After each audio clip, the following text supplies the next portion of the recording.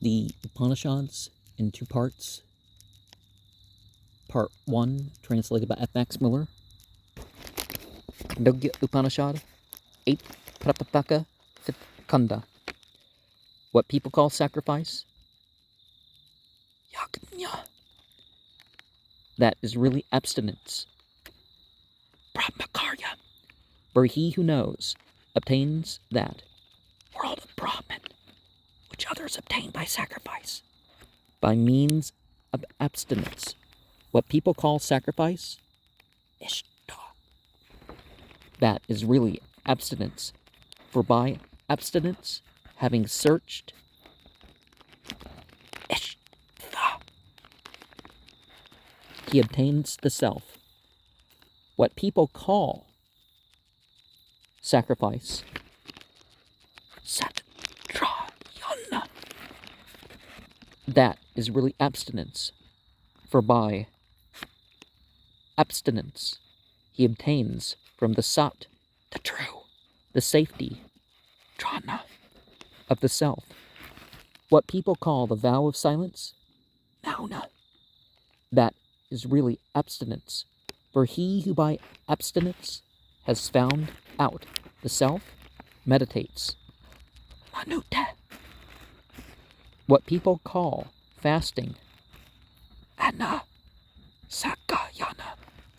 That is really abstinence, for that self does not perish, Na Nasyate, which we find out by abstinence.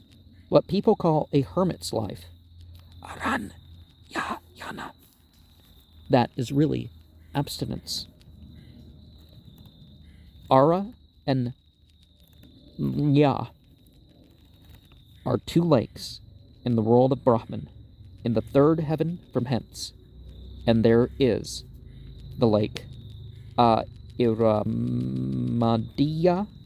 and the Asvatha tree, showering down Soma, and the city of Brahman, Hiran Yagarpa, Apara Gita, and the golden Prabhu Vimita. Oh, built by Prabhu, Brahman. Now, that world of Brahman belongs to those who find the lakes, Ara and Ya, in the world of Brahman, by means of abstinence. For them, there is freedom in all the worlds. In the Upanishad 1.3, the Ara and Ya lake are called Ara, at least according to the commentator. In the same Upanishad, Apara Gita is not Pu, but Ayatanam. The fifth Khanda is chiefly meant to recommend Brahmakarya, or abstinence from all worldly enjoyments, enjoined on the Brahmakaran, the student, as a means of obtaining a knowledge of Brahman, but instead of showing that such abstinence is indispensable for a proper concentration of our intellectual faculties, we are told that abstinence is the same as certain sacrifices, and this is shown not by arguments, but by a number of very far-fetched plays on words. These it is impossible to render in any translation, nay, they hardly deserve being translated. Thus, abstinence is said to be identical with sacrifice, yajna, because yo gnata, he who knows, has a certain similarity with yajna. Ishta, another kind of sacrifice, is compared with Ishana, search, Satrayana, with Sat, the true, the Brahman, Trayana, protection, Mauna, silence, with Manana, meditating, which may be right, Ana Sakayana, fasting, with Nas, to perish, and Arun Yagana, a hermit's life with Ara, Nya, and Ayana, going to the two lakes Ara and Maya, which are to be believed to be existent in the legendary world of Brahman. Nothing can be more absurd, having once struck the note of Brahmanic legends, such as we find it, for instance, in the Khandogya Brahmana Upanishad. The author goes on. Besides the lakes Ara and Nya in the Khandogya Brahmana Upanishad, we have only one lake called Ara. He mentions the Iramadiya lake and explains it as an Ira, Anam, Tanmaya,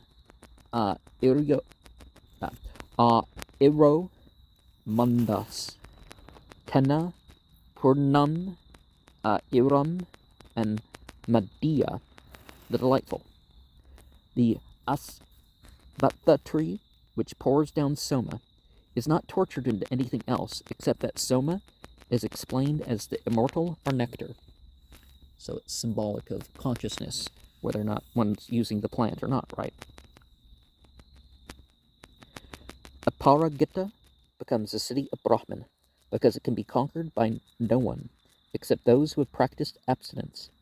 And the hall, which elsewhere is called Vibhu Pramita, becomes Prabhu Vimitam, or Prabhu Vinirmita, made by Prabhu, i.e. Brahman, all the unfulfilled desires as enumerated in Kandas 2-5, whether the finding again of our fathers and mothers or entering the Brahmaloka with its lakes and palaces, must be taken not as a material sathula, but as a mental only, manasa.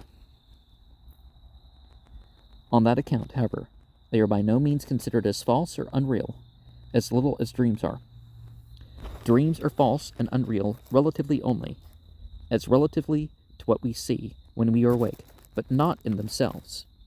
So they're their own level of reality, obviously. Whatever we see in waking also has been shown to be false, because it consists in forms and names only, yet those forms and names have a true element in them, viz. The sat. For we know that sat, the objects, all of them, we see them in waking as true, and as dreams seem true in dreaming. When once we awake from our waking by true knowledge, we see that nothing is true but the sat. When we imagine we see a serpent and then discover it is a rope, the serpent disappears as false, but what was true in it, the rope, remains true. Now, of course, there's something in additional to that we can look at, that there is truth that we can know, but we can't